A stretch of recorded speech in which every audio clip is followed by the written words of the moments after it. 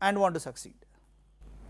Sir, one question that came to my head when you were talking about data science and design thinking is in empathy.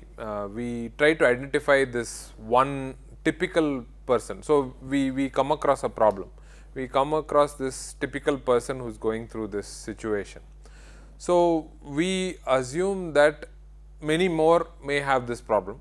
We may be right, we may not be right, but we think that this probably is that.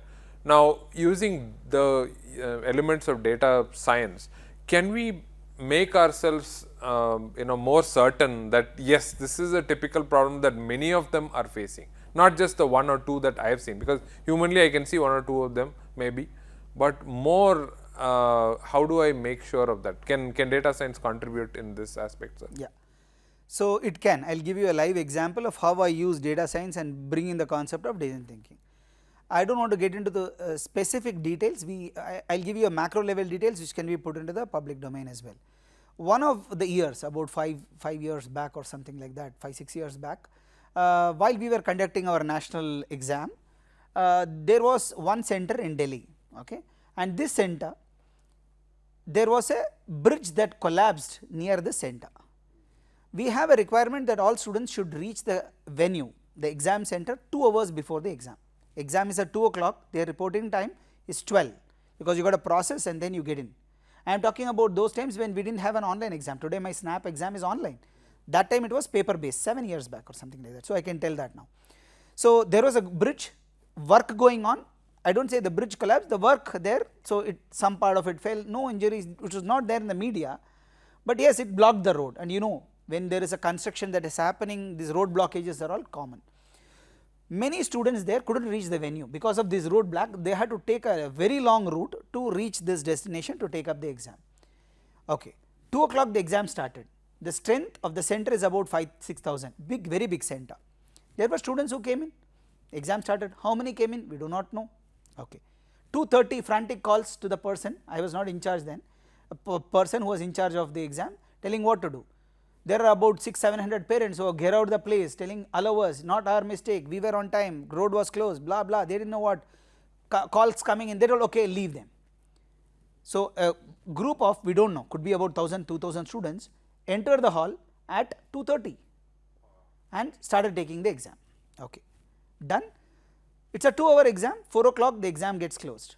4 o'clock across India there are about 50 centers, exam getting closed. Again calls coming in telling the students told we are late, so you should allow us, give us half an hour more. What to do? Then this person says identify those. So I can't identify, 1,200 have walked in, I do not know, I did not mark. Okay, give half an hour extra. Decision taken, they have taken, and half an hour extra was given. 5 o'clock, instead of 4:30 exam gets closed, all of them. 5, 5:30, 6 o'clock, 10, 12, 200, 300 mails started coming in telling this is not fair, we understand that half an hour extra was given to the center, where from Delhi, Calcutta, Chennai, Bangalore, Trivandrum, everywhere mails are floating in. How did you do this? Now here is a problem. Do all of them have problems? A fellow sitting in Chennai has got a problem because this fellow has got an extra time. It is a competitive exam, 2 hours. Even if you get 15 minutes extra, it makes your score go high. And I told you 100,000 students give exam, so frantic calls, what to do, how to go about. Now if you look from the student's perspective, they are right.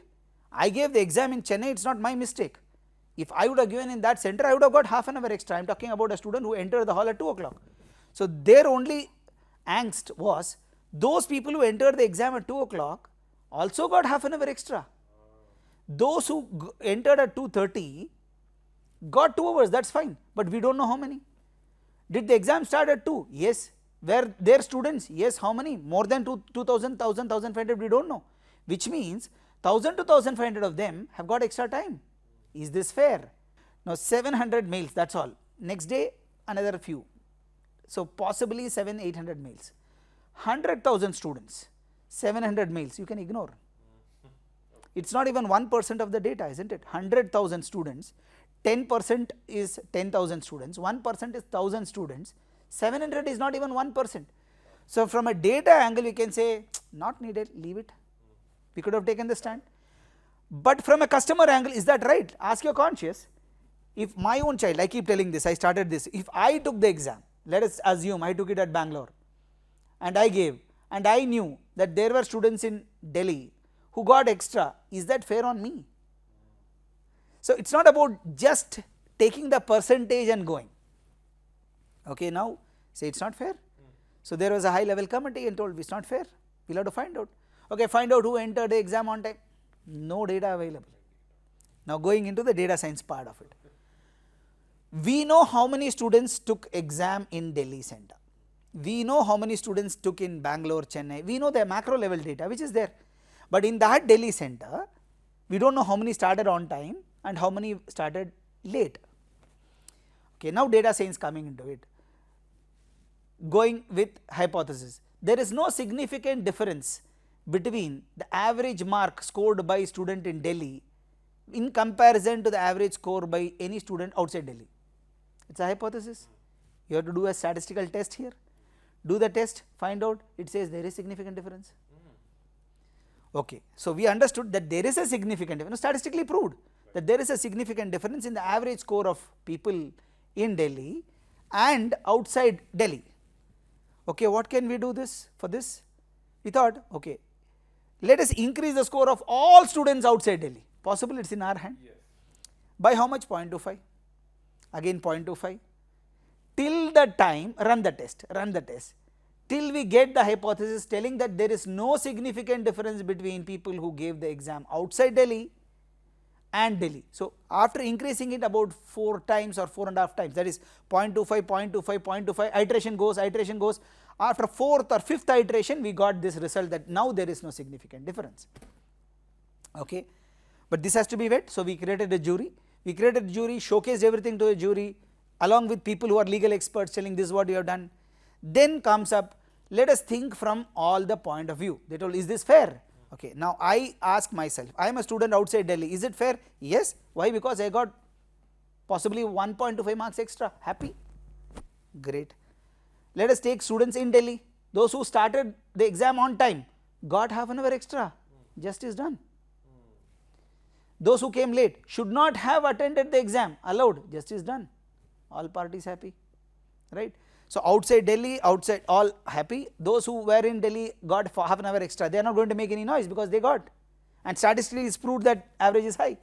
And those who came late should not have been allowed into the exam, because we can allow into the exam hall only 15 minutes of the start of the exam. You are allowed, that itself is bonus for you, otherwise you would have lost the exam. No noise, results released, everything fine, none of the customers or my aspirants made any noise, not there in the media, nothing. Now if you do not take this approach, let us take a conventional approach to solve. What is the conventional approach? Redo the exam, bigger problem. All others will say, how can they get a second chance? Right. Okay, then say scrap this exam, look at the cost that will go up. Across India, a national level exam of 1 lakh students to be conducted, not possible. Here is an example of looking at a data and looking from a data science perspective of what the customer wants, and then ensure you create a win-win-win for all by supporting it with proper data. So if you are going to support it with proper data and take decisions, by keeping the customer's perspective in mind, problem can be solved. So it is not about 1, 2, it is not just about the percentage, it is about understanding, does it make sense for them to accept in a very convincing logical manner, right. If your solution is able to give that, then there will be lesser problems or lesser resistance.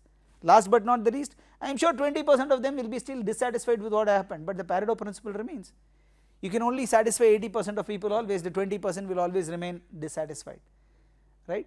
So that is an example of data science and going about implementing. Wow, just amazing, just an amazing example.